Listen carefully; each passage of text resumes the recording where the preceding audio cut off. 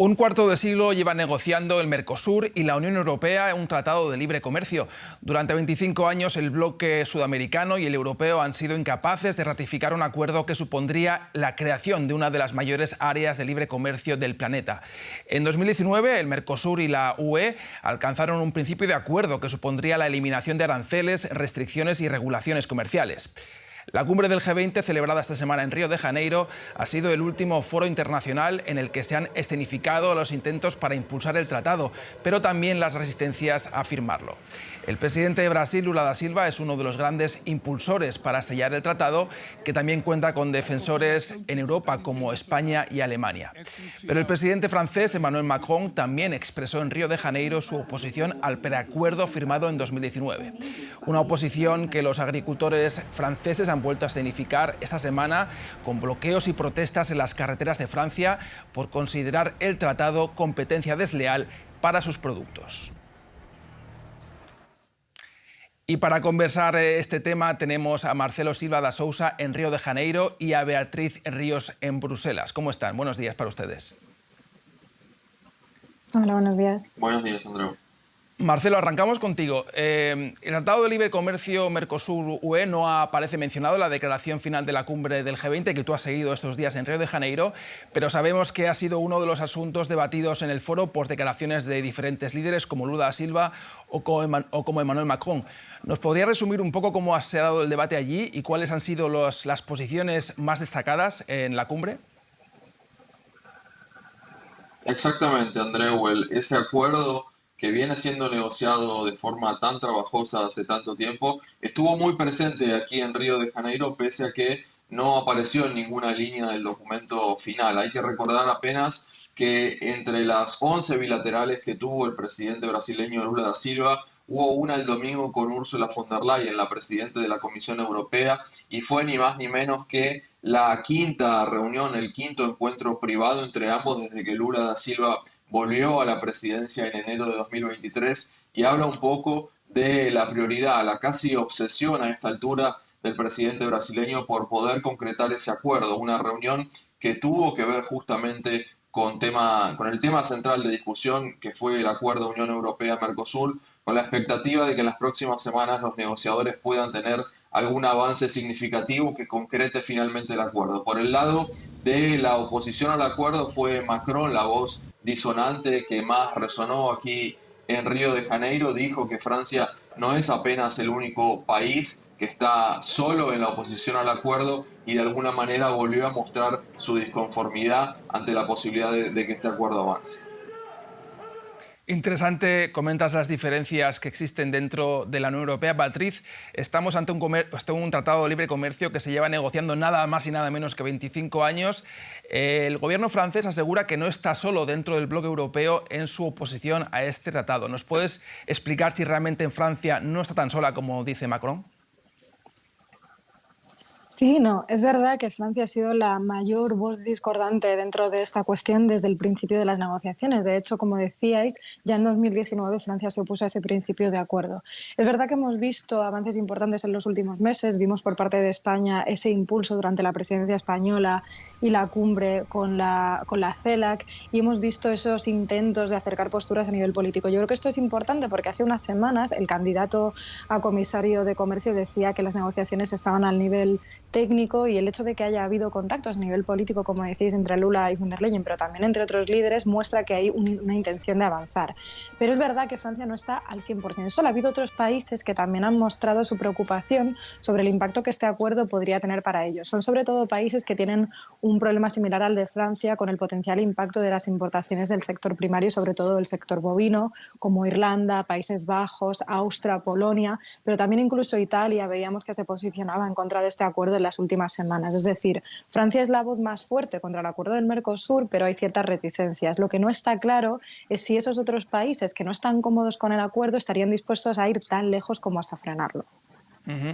Marcelo, también sabemos que hay diferencias dentro del bloque sudamericano. No es ningún secreto, por ejemplo, las diferencias políticas e incluso, te diría, personales entre Lula y Milei, el presidente argentino. ¿Nos puedes explicar cuáles son esas posiciones encontradas o parecidas dentro del Mercosur? Bueno, la voz cantante en esta negociación y el principal entusiasta de poder cerrar el acuerdo es Brasil.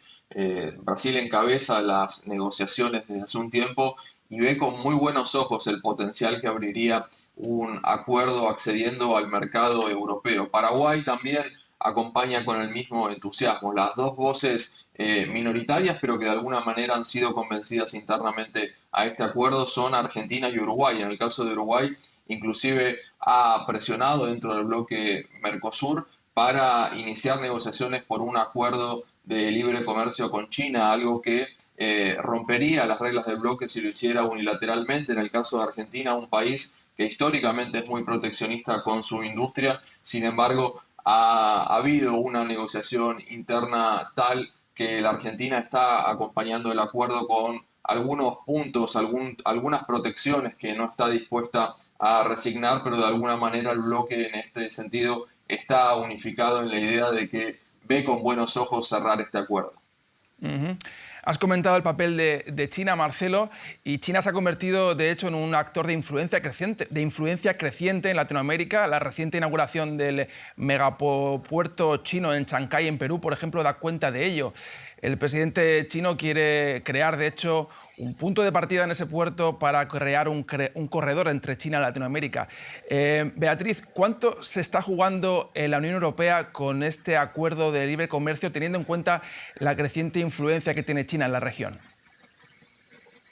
Yo creo que se juega mucho y además en el pasado ya hemos visto que para la Unión Europea su política comercial es una suerte de herramienta de soft power, de alguna manera. Es una forma de intentar establecer vínculos no solo económicos, sino también políticos con otras zonas geográficas en el mundo de importancia. Y en este caso hemos visto que en los últimos años, sobre todo por la fragmentación a nivel político en la escena global, por las tensiones como consecuencia de la invasión rusa de Ucrania, pero también de los cambios de posición que hemos visto de ciertos países, ha habido un intento mayor de establecer vínculos con aquellos países con los que se cree que se puedan tener valores comunes. Y este es el caso, por ejemplo, de Latinoamérica.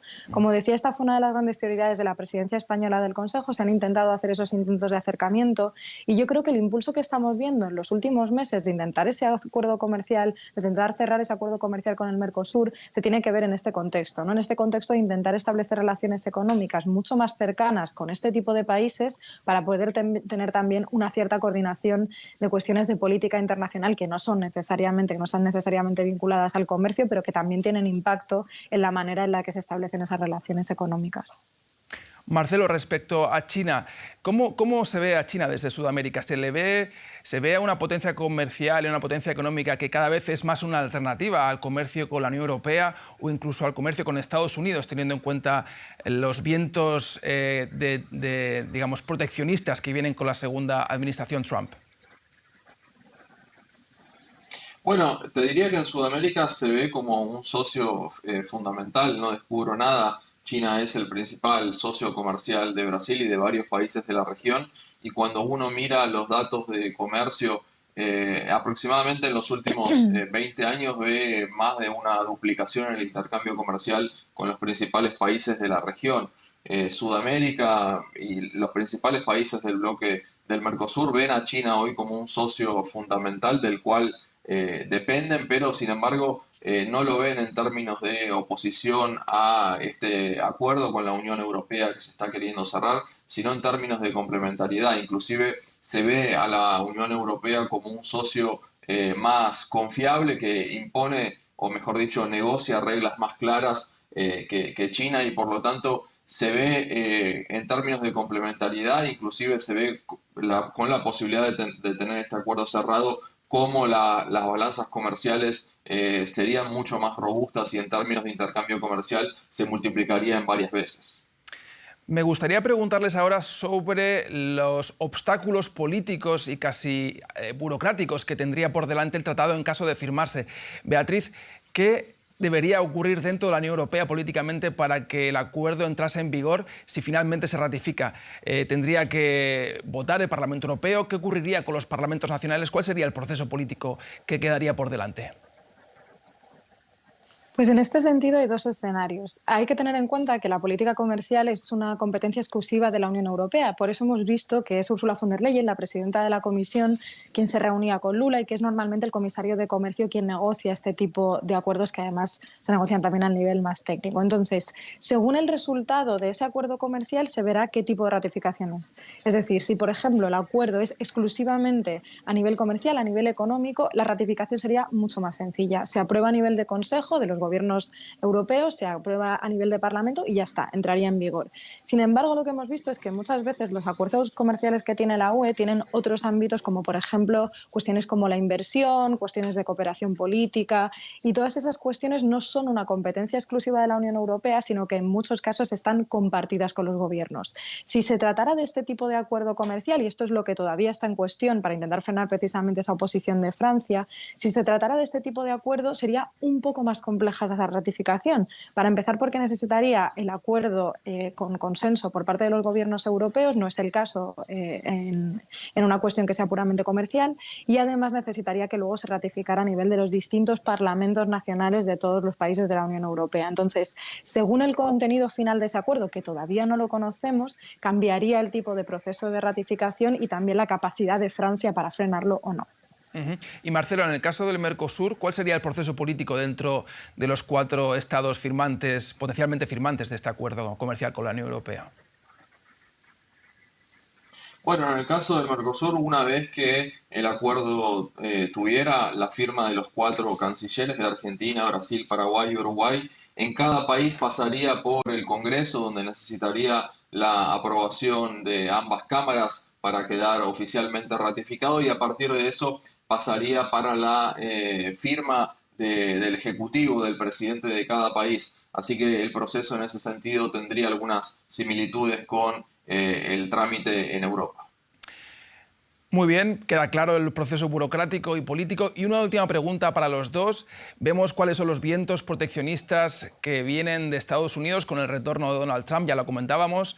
Teniendo en cuenta que tanto Sudamérica como la Unión Europea podrían convertirse o se convertirán probablemente en blanco de los aranceles anunciados por Trump, ¿creen ustedes que este nuevo escenario podría impulsar un tratado que lleva 25 años a sus espaldas y que no acaba de salir hacia adelante?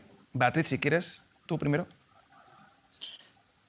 Bueno, sí, como decías antes, yo creo que al final esto puede ser una oportunidad en un contexto en el que cada vez la política económica y comercial es más costosa, porque vemos vientos proteccionistas no solo por parte de Estados Unidos, sino también por parte de otros países, y por eso hay un impulso hacia tratar de cerrar este acuerdo comercial que sería muy importante para la Unión Europea.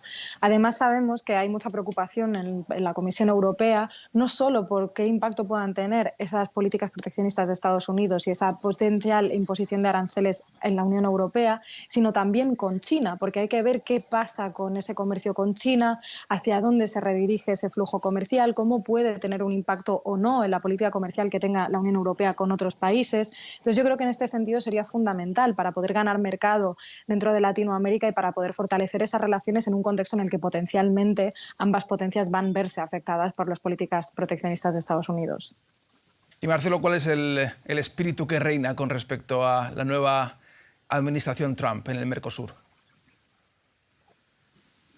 Bueno, los negociadores sudamericanos entienden que hay una ventana de oportunidad abierta que va a ser la próxima reunión de presidentes del Mercosur en Montevideo en diciembre, el mes que viene. Podría ser potencialmente la última oportunidad para anunciar la finalización de este acuerdo todavía en 2024. Está claro que esta ventana de oportunidad tiene que ver con la previa a que Donald Trump asuma la presidencia en los Estados Unidos. Inclusive muchos desconfían que debido a su proximidad ideológica con Javier Milei podría llevar a la Argentina a cambiar una postura que hoy es la de defender la aprobación del acuerdo. Por lo tanto, los negociadores sudamericanos entienden que es momento de acelerar los esfuerzos. Habrá una reunión entre negociadores en Brasilia a fin de noviembre y esperan tal vez que Montevideo sea el lugar donde se pueda anunciar finalmente este acuerdo todavía en 2024. Perfecto, 25 años de negociaciones del Mercosur. Veremos si tienen que pasar otros 25 años para que acabe de triunfar o fracasar este tratado. Marcelo Silva de Sousa desde Río de Janeiro y Beatriz Ríos desde Bruselas, les doy las gracias por sus informaciones. Gracias, Muchas María. gracias.